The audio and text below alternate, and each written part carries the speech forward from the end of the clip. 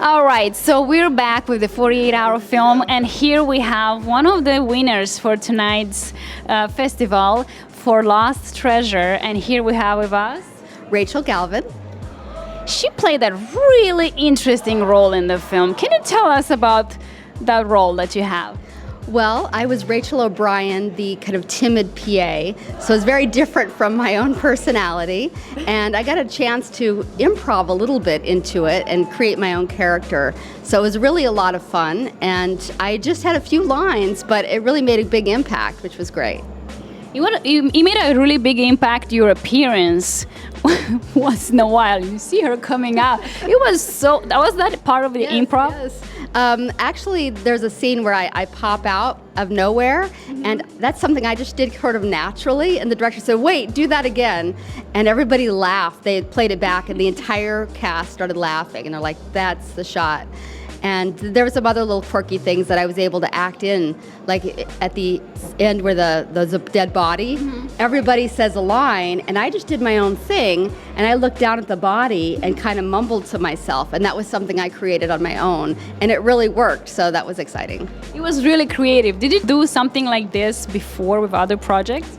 This is, I think, my fourth 48-hour film project that I've been in, but it's been like 10 years since I've been in one. But I do a lot of other acting off and on, and I'm getting more into it. In fact, this weekend, I have 4 films in different festivals that are showing this weekend, which is really exciting.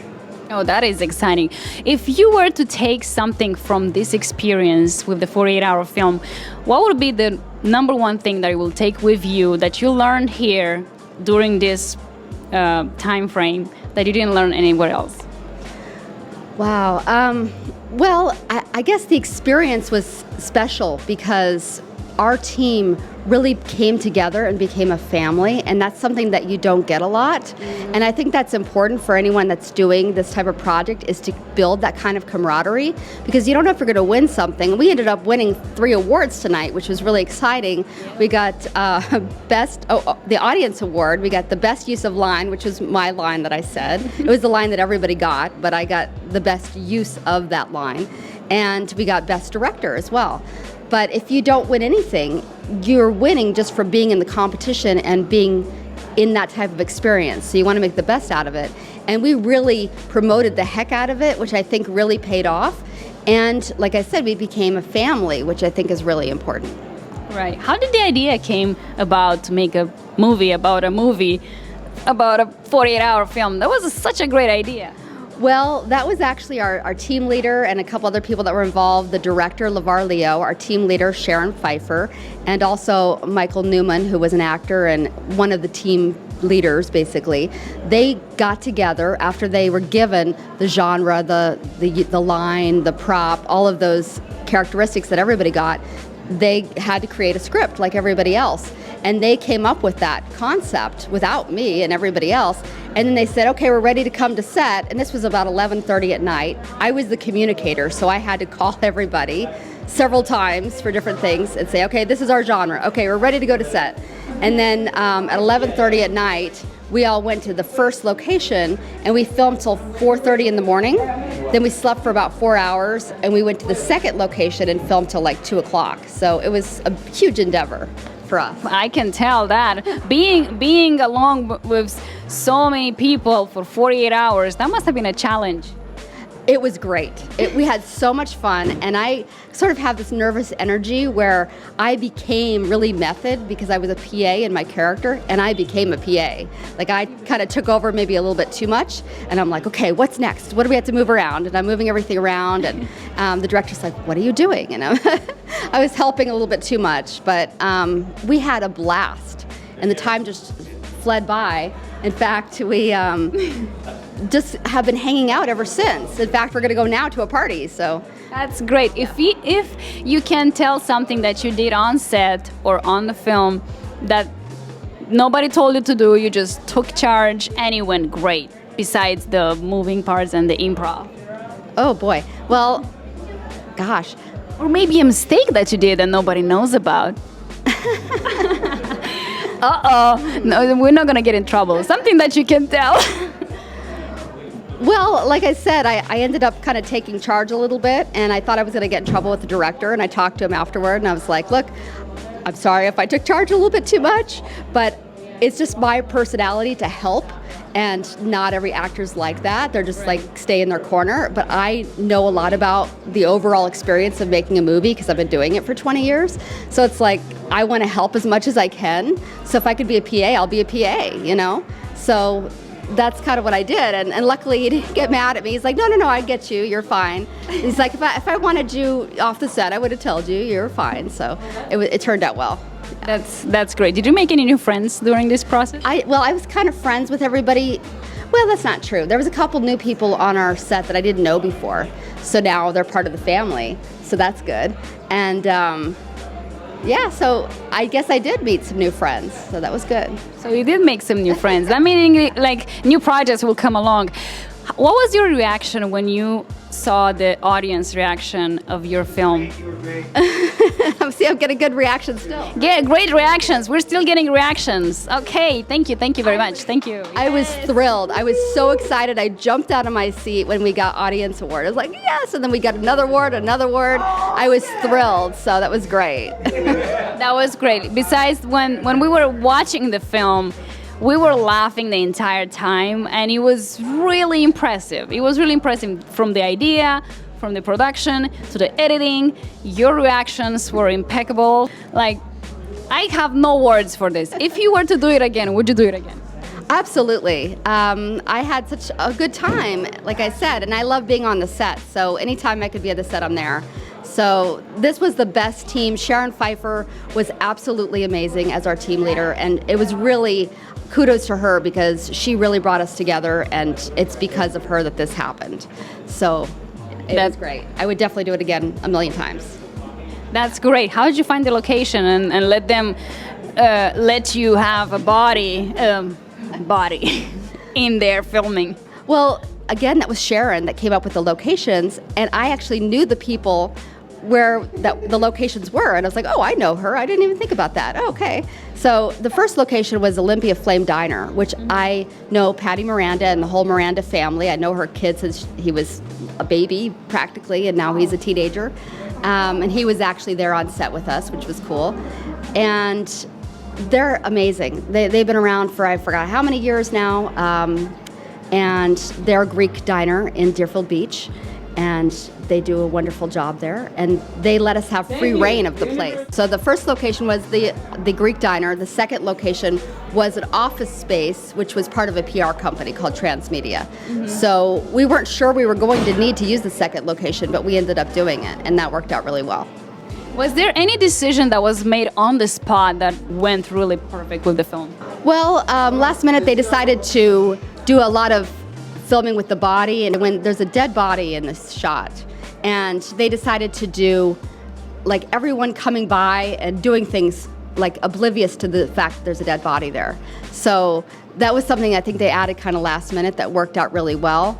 And then Sharon kind of pulls the sheet back like she's alive, and that was kind of funny. That was funny. Was a good outtake that we did, that we didn't expect, obviously, and we all laughed, as you could see, so that was really good. Was the dead body planned from the very beginning, or that was just something thought? No, the dead body was there in the beginning, and the sequence of us talking afterward, they knew that we were going to be doing that was interspersed into the film, but I think they made a little bit more out of that than they originally intended to. Mm-hmm. And the shot at the end with Boris talking to the camera, I think that might have been a last-minute decision. But he's brilliant. LeVar Leo is a brilliant director. He had everything up here in his head, and it was really amazing to work with him because he works so fast. Mm-hmm. And I almost was like, is he really going to do this? And he really pulled it off. So it is impressive what people can do sometimes, experts can do. Yeah. What's with the secret sauce? What is in that secret sauce? What is in that secret sauce? Well, I'm scared to eat anything in these days. No, the diner has some excellent food actually, and we I've eaten there many times, so I don't be scared of their secret sauce. It's in fact, I'm going to go back and have some more of it. But after watching this movie, I'm not sure if I can go back there and eat anything. No, you definitely want to go eat there because they're a great family and they have great food. What was something different that happened in this 48-hour challenge compared to any other production that is just a full length, or you have all the time in the world to film it and you're not stressed by a time frame? Well, the fact that we pumped out not only the film, but a trailer, a poster, that we were so involved as a team, and like I said, creating a family is something that I've never experienced. I don't think ever before in anything I've ever done, and it's really been great. So basically, the 48-hour film bonded some really good relationships. Absolutely, it definitely made stronger some relationships I already had, and then I created new ones. So it was good. That's great. If you were to make it all over again, what would you change to make it better? Gosh, I might have been a little bit less helpful. Less helpful? Wait a minute. I would have explained myself better what I was doing and being helpful, because I just burst in like a bull in a china shop and was like, let's move this, let's move that. And maybe I would have composed myself and said, look, this is what I want to help you do, instead of just saying, okay, we're moving this or moving that, maybe I would have done that. I can take that. Okay, I can understand that. In terms of the production and in terms of the idea and in terms of the film, the way it has been made, would you make any changes now that you're watching back as an audience? That's kind of tough. I think you could always make something better, maybe. I mean, sometimes it's just done, but because it was such a short time frame, I'm sure there's more we could do. And we talked about creating this maybe into a longer production. So there's other footage that got lost. There's some scenes in the office space where I'm saying, and that was kind of improv, where I'm saying, what do I say? You're supposed to talk about the experience. And he says, what? We're supposed to talk about the experience. And then he's like, get out of here. And I'm like, her facial expressions is everything. Around like this, and they didn't get that whole thing, so that would have been nice to see. And because I was just spinning out of nowhere, and I know I talked more. I don't even know what I said, so that would have been nice if maybe they extended it a little bit. I'm sure I could do more with that character, so who knows? Maybe I will do more. Maybe they'll expand it. Watching all the screenings for all the films tonight, do you think you have more ideas for your next film? What I got out of not just this experience, but others that happened this weekend. Not from this experience so much, but I was in another film, for example, yesterday, that I got to the theater to watch it, and I noticed that my entire part was basically cut. And I was like, I need to start making my own projects. So, that. I agree with you. That was what was so great about Sharon Pfeiffer, because she believes in me, and it's like I want to cry. It's Sharon. Sharon, we love you, Sharon. Look what you do to people that really love you, and they support you and they appreciate what you do for them, because it's sometimes it's not like they don't appreciate, but it's just complicated. Yeah, and she really believed in me, and she kept me in, doing what I did in the part. And she fought for me, I know, with the director to make sure I had a good role.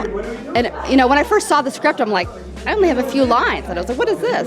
But I was like, I have to make, even though this is a small part, I need to make this good. And I did. So I'm really happy about that. And I'm really happy with the reaction, because you never know how people are going to take it once it's out of the box, You don't know, are people really going to laugh? We laugh, but doesn't mean they're going to laugh. So it was so great. And just, Sharon's amazing too. So yes. And the fact that you had very few lines and you made it alive, and you made it, not just that, you made it memorable, because I remember you. I remember that face, and if you out there go watch the short film, you'll see what I'm talking about, because this is, and it's incredible to see a director that promotes and yes. Yeah. acknowledges talent when there is. Yeah, and I was in Sharon's last production, which was a pilot, and she and I did a great job in that. It worked out really well. So I'm so happy to be working with her again. That's amazing, and we're happy to see you guys here, and we want you to come back for our next 48-hour film or any other film festival that we're gonna have along. And thank you very much for being here, and congratulations on winning, because how many awards did you win tonight? We won 3 awards. 3 awards! Oh my goodness! You cleaned the house. We did. It was great. We were really surprised and really humble and happy and grateful, and I can't say enough about Dana as well, because Dana, every event that I've been to that she's had has been a packed house, and I'm so proud of her. I'm really proud of her. We are proud of Dana too. Thank you, Dana, for creating this environment for people to come together, to network, to meet each other, because you never know who you meet, and you never know who is going to be your next partner, your next partners in crime. Watch out Everything. for those fingers. This is filmmaking. This is not reality. This is filmmaking. A little shout out to Aniela McGinnis, because she was in a couple of films tonight, including the finger banging film and one of the filmmaker showcase films. And she's one of the best actors in South Florida. So I was happy to see her, but I don't know why she's not here tonight, but she sees this. If you see this, thank you for being a great actress, and thank you for participating in an amazing film project in such a short time. Thank you very much.